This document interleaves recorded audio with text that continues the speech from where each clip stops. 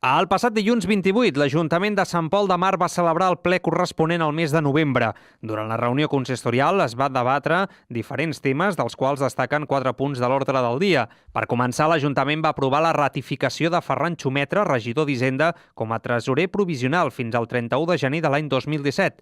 Esquerra Republicana de Catalunya va preguntar per què l'acord era vigent només fins al 31 de gener, mentre el govern va explicar que estaven a l'espera de l'assignació d'un tresorer per a Sant Pol de Mar.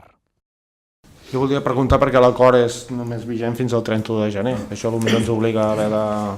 Bueno, perquè abans estàvem a més de 5.000, ara estem a menys de 5.000, estem intentant aviam si Diputació fa algun moviment perquè ens pugui posar alguna persona i si no amb la relació de llocs de treball que s'estan fent doncs ja hi haurà una persona que ocuparà aquest càrrec. La moció es va aprovar amb tots els vots a favor excepte els d'Esquerra Republicana, que van decidir abstenir-se.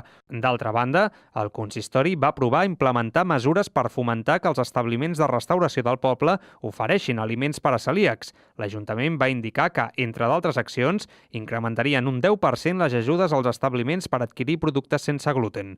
La moció va ser aprovada per unanimitat. De totes maneres, el regidor d'Iniciativa, Bernat Ferrer, va explicar que estarien atents al compliment d'aquestes mesures. Votarem a favor amb el benentès que estarem atents a que es compleixin per part de l'Ajuntament els compromisos que s'agafen aquí, sobretot els que fan referència directa a l'Ajuntament. En el ple també es va debatre sobre la judicialització de la política en referència al procés independentista.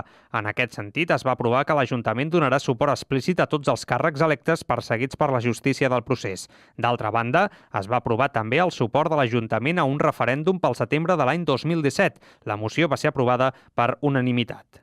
Primer, expressar el suport d'aquest Ajuntament a la resolució del Parlament de Catalunya per la convocatòria d'un referèndum vinculant sobre la independència com a molt tard al setembre del 2017. Segon, denunciar l'ofensiva espanyola per la utilització de la justícia com a eina política de repressió i exigir una separació de poders real.